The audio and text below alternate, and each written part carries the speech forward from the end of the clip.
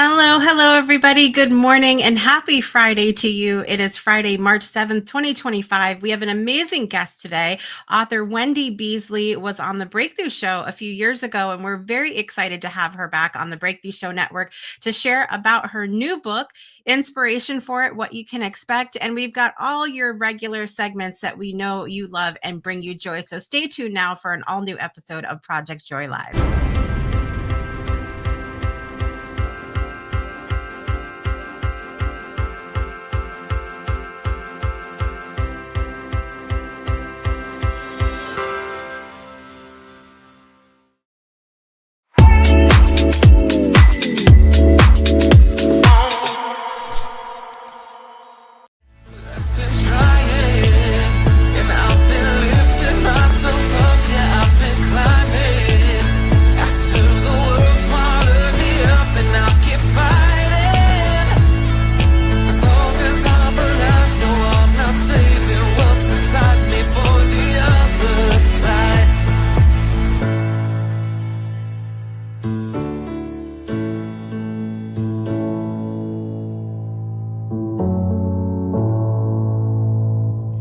Good Friday morning, everybody. How are you today? I'm your host, Jessica Dugas, and this is Project Joy Live. It's your triple shot of good vibes every Monday, Wednesday, Friday at the 9 a.m. Eastern Time hour.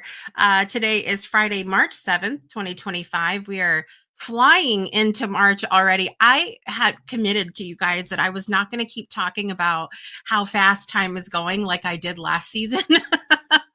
And also, it creates a little bit of stress to think about that, to think about how fast time just goes. And I was pondering what are the things that make me feel like they're going fast. And I think sometimes when things pop up, it can be like this sort of whirlwind experience. And that has been my experience this past week.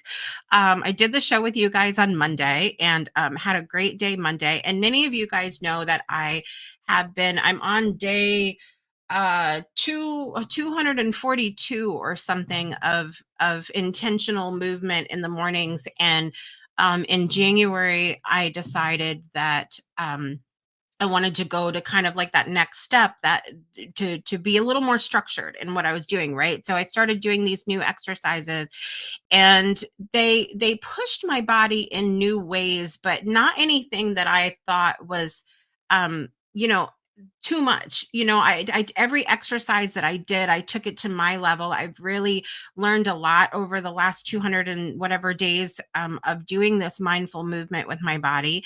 And so long story short, I ended up, because I'm talented, I ended up injuring my shoulder while I was asleep. So I ended up Tuesday morning going to the doctor, or going over to the hospital. Um, and then, because I am not a person that takes a lot of medication and things like that, I ended up having a really, really bad reaction to the medication that they gave me. So I'm still literally today, Friday, dealing with after effects of all of that. I've got my sling on, not because I can't move it, but because I am so tempted to move it in ways that I shouldn't be moving it right now. And that's another, like, a hard lesson that I've been learning throughout this last week is sometimes we have to create boundaries for ourselves. We might be used to doing things a certain way. We might feel like we have to do things a certain way. And when the side of your body that is the dominant side of your body is the one that's injured, you learn really quick lessons about, I've got to create some boundaries for myself, or I'm going to hurt myself. And so, that's been a big lesson for me this week, but I'm good. And I really just wanted to take a minute as we start the show this morning, for everybody that messaged and was like, where's the show on Wednesday? And are you okay? And how can we pray for you? I just really, really appreciate all of you guys so very much. It means a lot to me. My family has been great. My husband and my kids, and helping to take care of poor old mom over here, and I'm getting a little better as each day goes on. So sipping my tea, taking care of my stomach, taking care of the shoulder, all of these things that have been had a lot of fun since last Tuesday. So, listen, we've got a great show for you today. I'm very excited. As I mentioned in the intro, Wendy Beasley is here. She is an incredible author. She has been on the Breakthrough Show before, but we've never had her on Project Joy. And I'm really excited about having her on Project Joy to share about her new book. That's the title of today's episode, The Sheepdog That Didn't Like Sheep. And I know some of you are probably looking at the title going, I don't understand. Why are we talking about sheepdogs now all of a sudden on Project Joy? But I promise you it's for a good reason. This book is heartwarming. It's really beautiful. And it really speaks to, I feel like, a lot of things that not just kids, but as a world, we're dealing with right now. And so really excited to have Wendy here to talk about the book and what she's been up to since she's last been on the show. Tell us about because she actually has like sheepdogs, you guys. So we're going to hear about that too. So she'll be coming up here in just a few minutes. Suzanne's here this morning. Good morning, Suzanne. I love you too. Good to see you here today. Miss Teresa's here. I love you too. I'm so glad to have you guys here today. And I see y'all just hanging out. So pop in. Say hello. Let us know where you're joining from and what's bringing you joy today. Good morning, Miss Brittany. Good to see you here today. And with that, we're going to get into our really quick Joyversation question of the day, and then we're going to have Wendy on the show. So let's do it.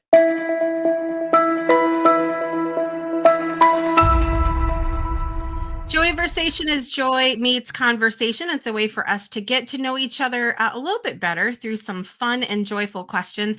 And I thought this was a great question for today because, as I said, Wendy loves the sheepdogs. You're going to hear all about them, but I want to hear about your favorite animals this morning. You are given a giant egg, and inside that egg is the pet of your dreams.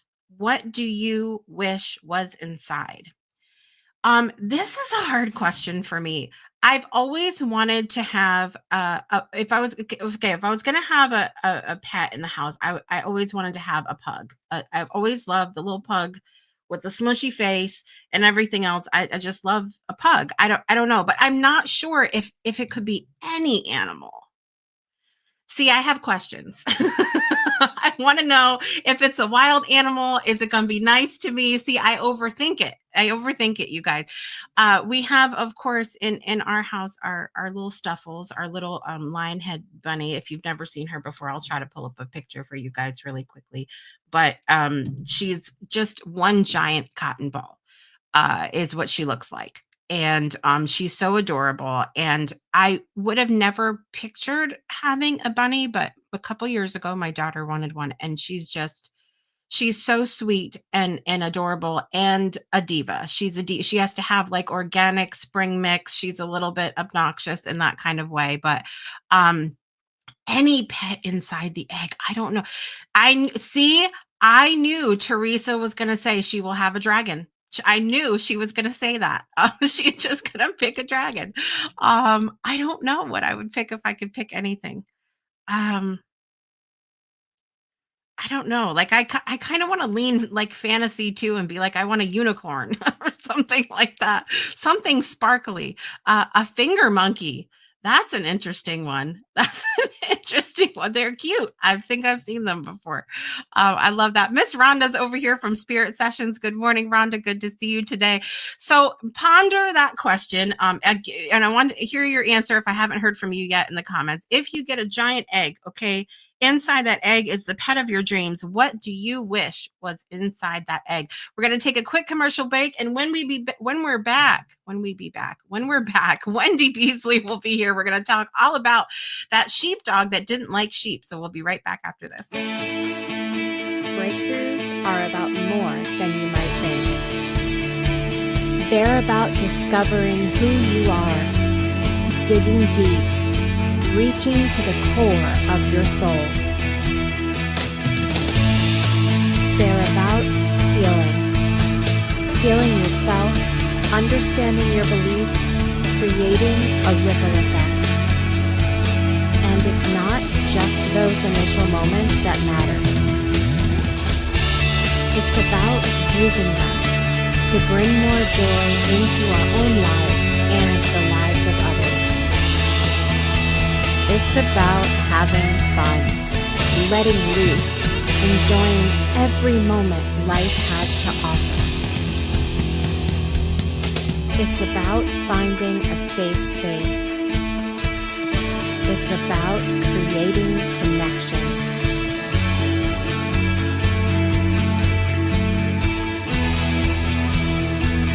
Join us each and every day for exclusive programming, special events, and a community to call home, where we invite you to explore, change the way you look at and live your life, and go beyond the breakthrough. So we ask you, are you ready? We'll see you online at thebreakthroughshow.com. Welcome back to Project Joy Live. I'm Jessica Dugas, and please welcome our special guest for today, author Wendy Beasley. Wendy, I'm so glad to have you back on the network today. It's lovely to be here, Jessica. Thank you. I'm so thrilled to talk to everybody about your book. But before we do that, I need you to chime in on this question. I have a feeling what might be inside for you, but you were given a giant egg, Wendy. Inside that egg is the pet of your dreams. What do you wish was inside? I think I'll surprise you, Jessica. Oh. My dream is an elephant. That would be amazing. I've always wanted an elephant. I've always wanted to ride one, not in some box, but across its ears, like Jungle Boy. And I just think they're the most magical of creatures. The babies are adorable. The big ones are magnificent. So I'll have an elephant. I love that answer. That was one of the animals that popped into my head as well. And I feel almost like Teresa. Teresa said, maybe I can have a dozen eggs because I also want llamas, marmots, sloths. Yes, I'm with her. A dozen eggs. And Rhonda said she wants a unicorn for sure. And Teresa's saying she loves elephants. They're her favorite animal after dolphins, which I love dolphins too. That'd be great. So I'm glad to have you guys chime in on our Joyversation question of the day. It's always fun to hear everybody's answers for things. So it's been a while since you've been on the show. We've talked about some of your other books before. My girls have Charlotte and the Fairies, which they love.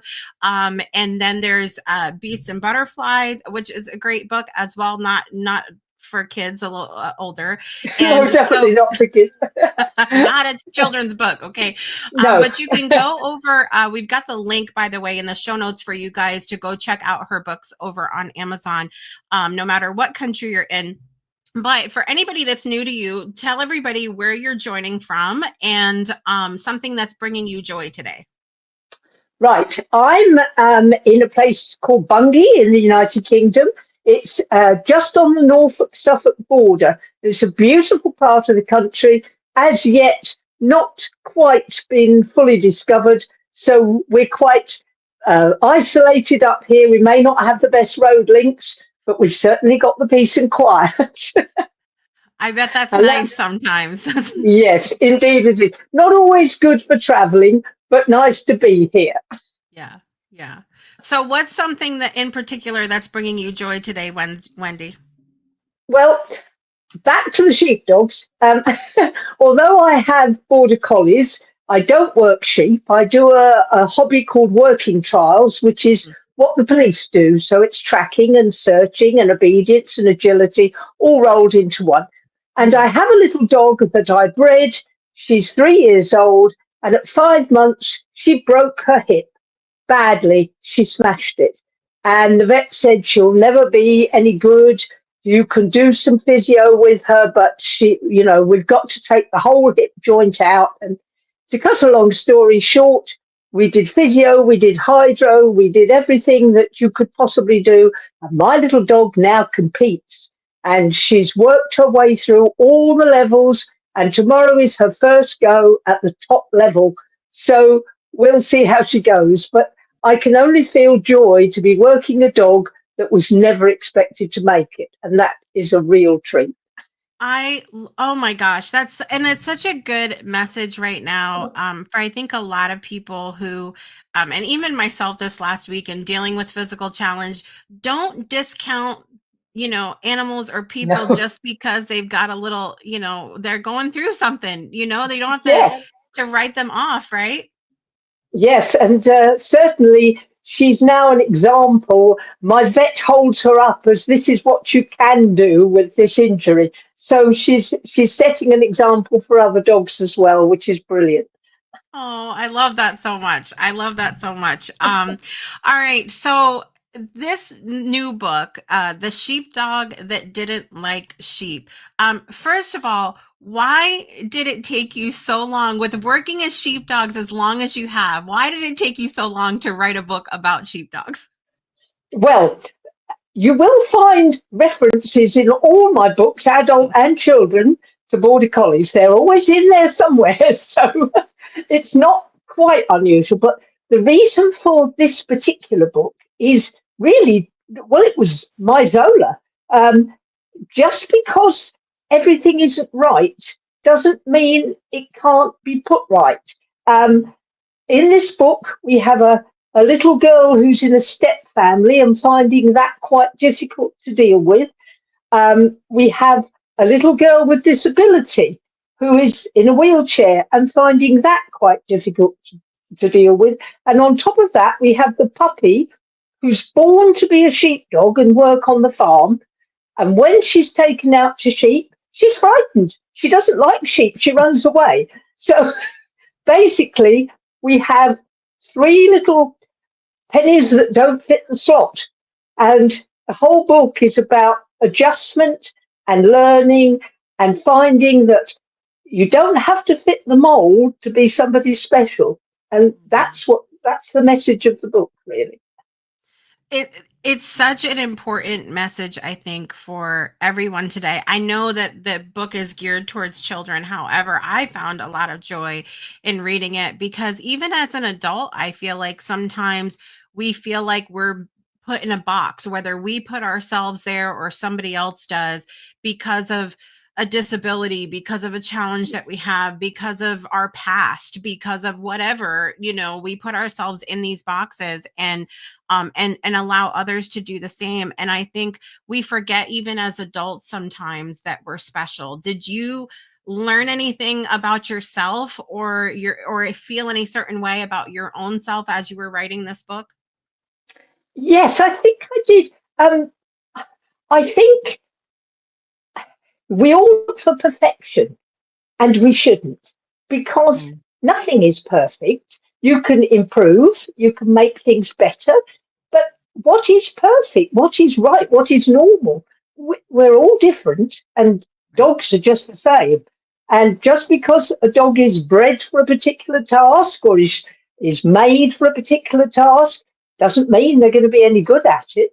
And the child who finds reading difficult might find painting very easy and very beautiful. So we have to look at all angles, and that's what this book is about. It tries to break down preconceived ideas of what people and dogs should be, and instead look at what they are.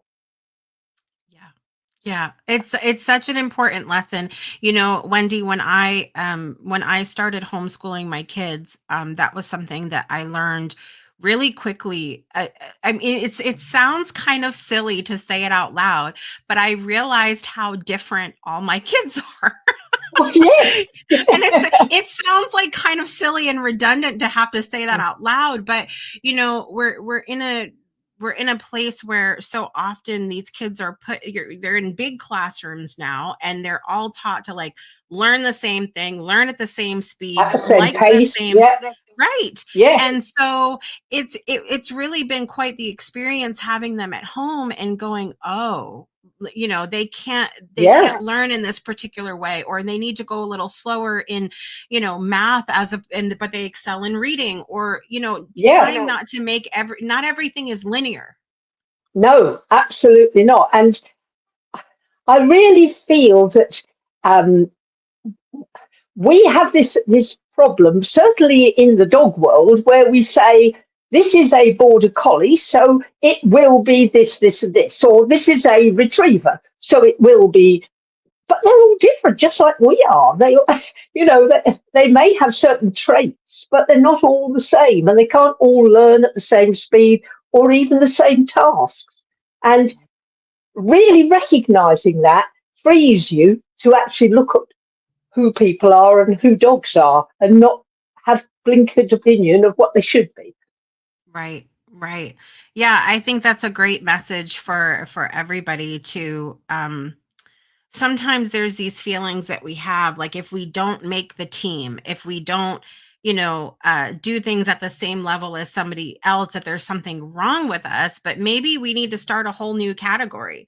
Maybe we need, border collies that are good for cuddling and Yes. not sheep. Well, we're all very quick to accept and dish out failure, but one person or one dog's failure is in another circumstance a success. So we mustn't quite be ready to make everything black and white. The world isn't black and white, and neither are people or dogs. Well, collies are actually. It's interesting though that this has been a theme that has continued to come up in these first month or so that we've been back on Project Joy for this season, of the idea of the color spectrum, and how not, like you said, not everything is black and white, and there's so much to consider in the in between, and all those different shades and all the different types of color and all of that. So it's such a great and just timely worldly message. How long ago did you start writing the book? I think this will have been probably 2 years in the making, but I just don't sit and write the one book. I've got another one coming out at the end of this year, a follow-up to Charlotte and the Fairies, and I've also got an adult book underway. So I tend to write a couple of 3 books at once. It's a peculiar way to write, but it suits me because I can leave that one to rest while I think about this one, and I come back fresh to it. So a couple of years, I would have said, yes. Yeah. Do you, when you sit down to write for yourself, do you ever go, I'm intending to write something that is, going to be good for all times, or does it just work out that when the book comes out, that it's such a timely message? How do you process I don't actually plan that. In fact, I don't actually plan anything. I actually have an idea, just an idea, and I sit down and see where it takes me. So it's as much a surprise to me when I write it as it is, I hope, to the reader. I think, well, this has happened. Oh, and then this happens. And it's not, I certainly don't have a written plan. I don't have an ending. And when the ending comes, it comes because it comes into my head and I love it. So it's a very loose way of writing. And I know people say you should be structured and make notes, but I don't. And there's that should word again, Wendy. That should word keeps coming up.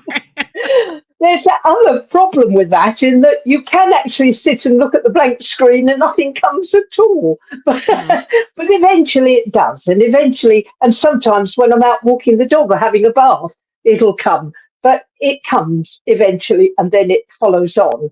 But with this particular book, I think I was inspired by Zola looking at those, my little dog, looking at those she wouldn't make the grade for what I'd got her for, and proving she could. So it's sort of, that was the thing that prompted it, but it went a long way from that. And I do know a lot of people with sheepdogs, and I do know how important it is when these sheepdog puppies are born that they fulfill their task, because farms need animals to work. It's not a choice. So it was a difficult situation for Ruby's parents when she had a pup that wasn't going to make the grade, and they had to deal with it as well as her. Right. I feel like there's almost another little message in there about the importance of discovering maybe not one specific purpose, but the thing that drives us, the thing that makes us feel good Mm. about ourselves. I think it's so important to find that, to keep going. I mean, there have been studies done, longevity studies with humans, where we talk about, people live longer when they feel a sense of purpose or something to drive them, Oh, yes. right? So Retirement maybe, can often cause terrible problems, can't they? Because retirement means no purpose. You've got to replace it. You must have purpose. And as I say, I'm well into my 70s. I'm not retired. I'm too busy writing and training my dogs and to do it. So it does. You do need a purpose in life. yeah. And it's so funny that 'cause I don't know anybody in their 60s or 70s that is actually retired. Like, even if they say No, they're no. retired, Yeah, my I think my you're right. dad my dad is retired like 5 times, I think, already. So Yeah. he just is always finding something to do. But it's a good thing, I think, to reconnect. Even if you had yourself in a box of like, this is what you should do or what you're supposed to do for your life, I think it's good to revisit that sometimes too. I Yes. think, because you Oh, do yes. several things in your 70s. You're an author, you do the work with the border collies, and I'm sure many other things that we're not even aware of. Well, I work for my husband in admin, so there you go. That too. Yeah. So yes, but I wouldn't have it any other way. I can't imagine just sitting doing nothing, or you've got to have something to aim for. Yeah. Otherwise, what are you heading for? So That's it. That's it. Anything, I know we talked about the shoulds and outside of the box and accepting yourself for who you are, and that different is, it can be a good thing. Is there any other messages that you hope that people come away with when they read The Sheepdog That Didn't Like Sheep? well, it's funny that all my reviews so far have been from adults. I mean, I'm sure kids are reading it, but mostly it's adults. And they're all saying that they really, really enjoyed the story. So I think what I'm pleased about with the book is that, yes, there's messages, yes, there's things to learn from it, but from start to finish, you don't want to put it down because you want to know what happens. And I think that means it's worth reading. Yes, yes, I would agree. I would agree. It's so good, you guys. You can go check it out. We've got the links down in the show notes, for you guys to go buy your copy of The Sheepdog That Didn't Like Sheep, and make sure you leave a review for Wendy as well Please. once you read it, for yourself, for your kids, whoever you. I say ages 9 to 99. I mean, really, and Yes. anywhere Yeah. outside of that as well. So definitely enjoy the book. Wendy, thank you so much for joining us back on the network this morning. It's so good to see you and hear from you. And I hope everybody enjoys the book like we have. Thank you for having me. It's been lovely speaking to you. Absolutely. All right, you guys, we're going to be right back after this, and with birthdays and lots of fun stuff. So don't go anywhere. Thanks, Wendy. Thank you.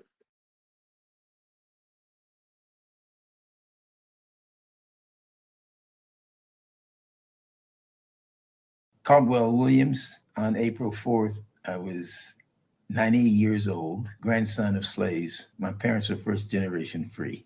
A long time ago, I embraced the definition of love. Love is the experience of well-being, and a friend is one who mutually shares that experience of well-being with you, which opens up almost infinite creative possibilities.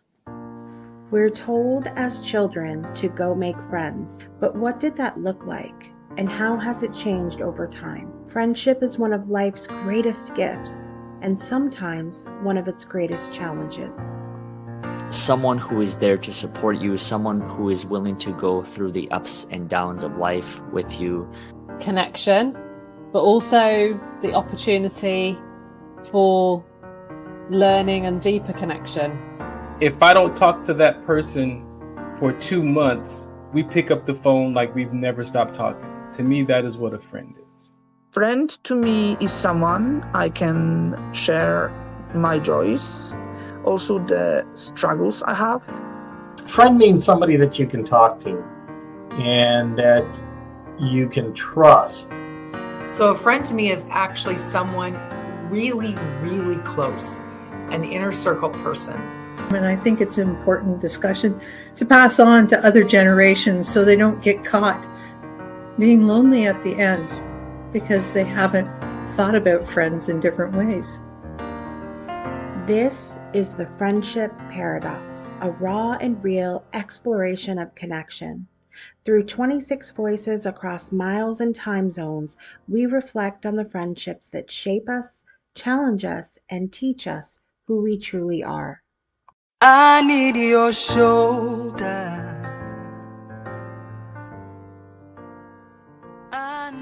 What does it mean to be a friend? How do we navigate connection in a world that's constantly changing? And what can we learn about friendship by looking within?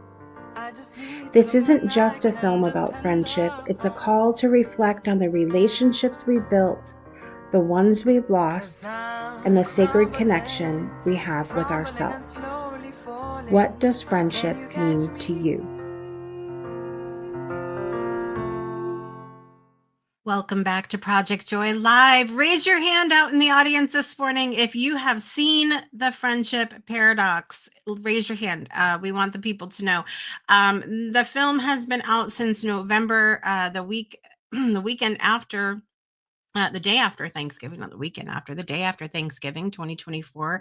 And there's been so many amazing reviews of the film. And we are looking forward to everything that is coming regarding the film on the flip side of the release. And so I want to thank everybody again who has taken the time to, not only those who were a part of the film, but those who have taken the time to watch and review the film and donate to the film and all of that fun stuff. And you can do all of those things at thefriendshipparadox.com. So I would love for you to go check that out if you haven't yet.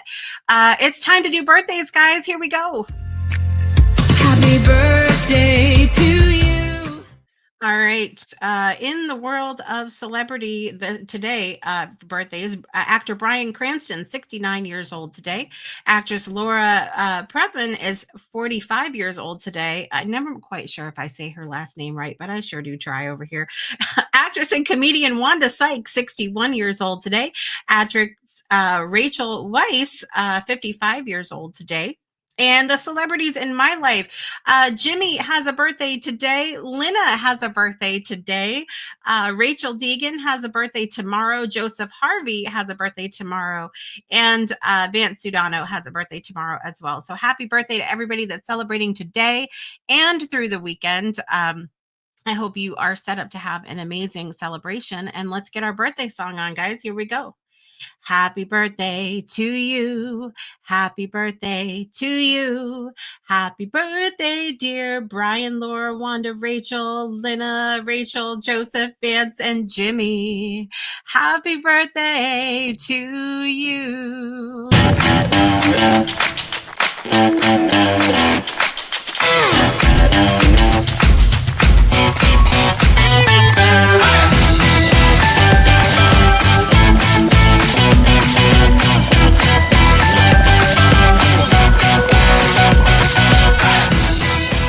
Happy birthday to all those that are celebrating. I hope you have an amazing celebration whenever and wherever you choose to do that.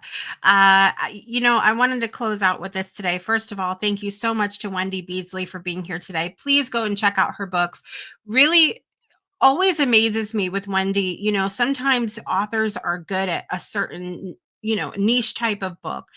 Everything that I've read of Wendy's, from Charlotte and the Fairies for children to The Sheepdog That Didn't Like Sheep, as I said, that I feel like is for any age, and Beasts and Butterflies, which is for adults, an incredible book. Wendy is just an amazing author that I feel like is so tapped into whatever you as the reader needs in the moment. It's the strangest thing. But Wendy's amazing at it. So go check out her books. Look up Wendy Beasley on Amazon. We've also put the link directly in the show notes for you guys to go check out the latest book, The Sheepdog That Didn't Like Sheep. So thank you so much, Wendy, for being here today. I've shared with you guys a lot about my personal journey. I really have discovered for myself that I can't be any other way. It would be out of alignment for me to come on here to Project Joy and say that it's always simple and so easy for me to find joy in every single circumstances. I do this show because I have to work at it just like all of you. I have to remind myself every single day that I am the joy and that I choose to determine how much joy I experience in my life. And so it's something that I have to remind myself of often. And one of the things that I have talked about time and time again is when things are challenging within you, whether you're going through an injury like I have, going through health challenges like I have over the last week, no matter what it is you're going through, to have those things, those touch points outside of yourself that can help you bring yourself back to that joy within you. And one of those things for me, 100% was moving here this summer. It'll be 3 years since we've moved back to Southeastern Connecticut. And it's so healing for me to be able to drive 5 minutes down the road and stand on the edge of the shore and breathe in the salty sea air, listen to the waves crash along the beach, the seagulls flying through the air, and just have that moment of peace and serenity. And it really does help with physical healing and mental healing and spiritual healing and all of these things, to just have that thing outside of me that can bring me back to center. So for me, that's what it is. It's going to that place on the shoreline and just breathing in that air, listening to the things around me, looking at all of the beauty that surrounds me. And so what I want to leave you with today is, if you find yourself in that place, no matter what day it is, you can't find an episode of Project Joy Live to go tune into, to find something else outside of you that can help you, bring you back to the knowing that we know here on Project Joy, that you are the joy. Okay, so that's what I want to leave you with today. I'm your host, Jessica Dugas. I want to thank Wendy again for being here today. We have a jam-packed week for you guys next week. Coming up this afternoon, we have virtual co-working starting at 9:55 a.m. this morning. We have a new episode of The Breakthrough Show this afternoon, 1 p.m. Eastern Time. I've got Jeff Brandeis back on the show, who is going to be talking about why engagement matters when it comes to our businesses, social media, things like that. And we have a lot to talk about because it's been a while since Jeff's been on the show. We're having a reunion day today, guys. So tune in this afternoon, 1 p.m. If not, I will see you guys next week. We've got 3 new episodes, God willing, of Project Joy Live. I'm your host, Jessica Dugas. Thank you, Wendy, for being here. And remember, you are the joy. We'll see you guys next time. Bye, everybody. I've been trying, and I've been lifting myself.